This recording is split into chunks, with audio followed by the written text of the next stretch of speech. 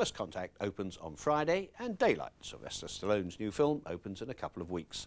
This is a disaster movie directed by Rob Cohen, and most of the action takes place in a collapsed tunnel under the Hudson River in New York. Loads of special effects, explosions and the like, though I won't say any more about it now, except to let you know that old Sly is, of course, astonishingly brave. Tom Brook talked to him in New York.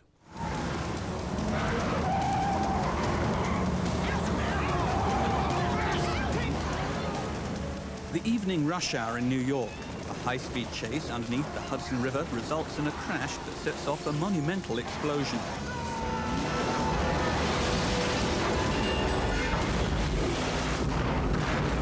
It leaves both ends of the tunnel blocked, a small group of survivors trapped.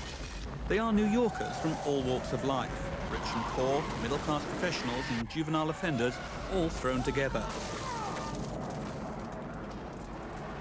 A disgraced former emergency services chief, Kit Latura, is their savior.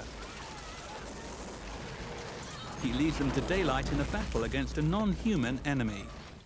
The adversary in this movie happens to be nature, a thing that you see every day, and that's what attracts me.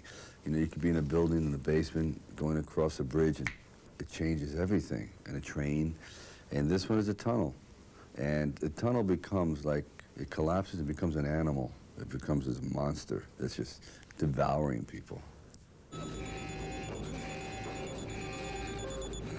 Kit Latura is above ground when disaster strikes.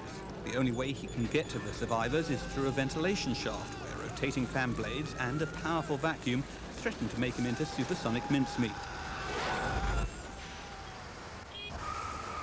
The inspiration for Daylight comes from a real-life explosion that took place in New York's Holland Tunnel back in the 1940s.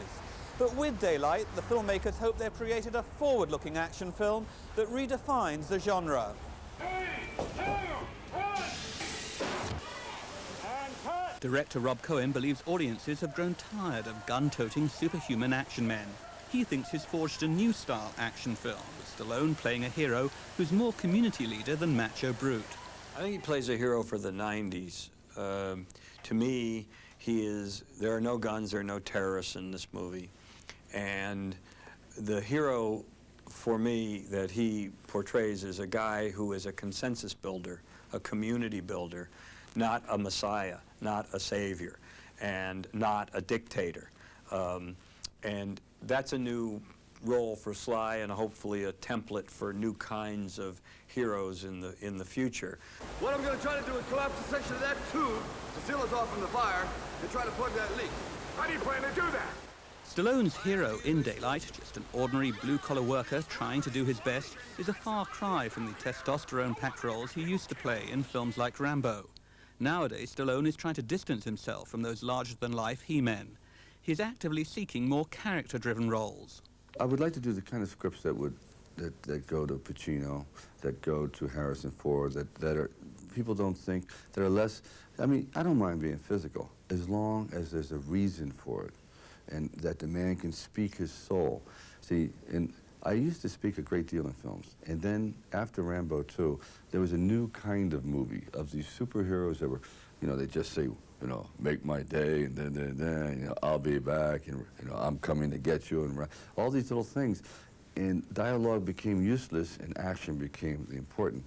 I'm trying to find a happy medium, and that's where I'm going now, and this is the beginning of that. Do you think your character in this film resembles the original Rocky in a way? I'm trying to get back to that, yes, very much so, of not having all the answers, and also the theme of redemption, of trying to have one more shot. The cynical view is that this new, kinder, more democratic hero that Stallone portrays is a reaction to his advancing age. The actor turned 50 this year. Stallone's son, Sage, co-stars in Daylight and acknowledges his father is trying to foster a new screen image. Just been action, action, action. It's kind of the same monotone character over and over again, you know? I mean, it's fun. They're fun to watch, but it's that same thing. And I think he realized now at 50 years old and stuff, you know, this isn't what I really want to be doing. You know, I can do more than this.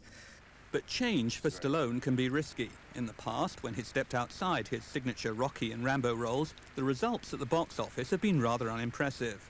He badly needs a hit, especially in the wake of disappointments like Judge Dredd, in which he played a futuristic comic book action hero. I knew Judge Dredd was not going to work. 1 week into it, I turned to the producer, I said, do you think this is a funny movie? It's based on a comic, but it's not funny. And I turned to the director, and he goes, we're making a serious film. I said, Judge, I'm running around in leotards with gold knee braces and a helmet and a space gun, and you take it serious?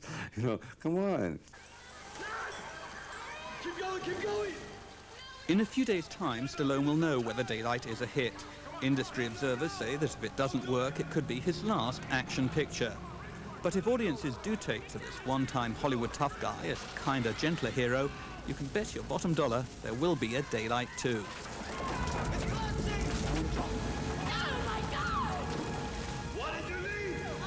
What the hell did you do?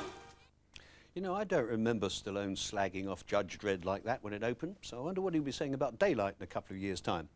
Well, whatever, I'll be reviewing it in next week's programme.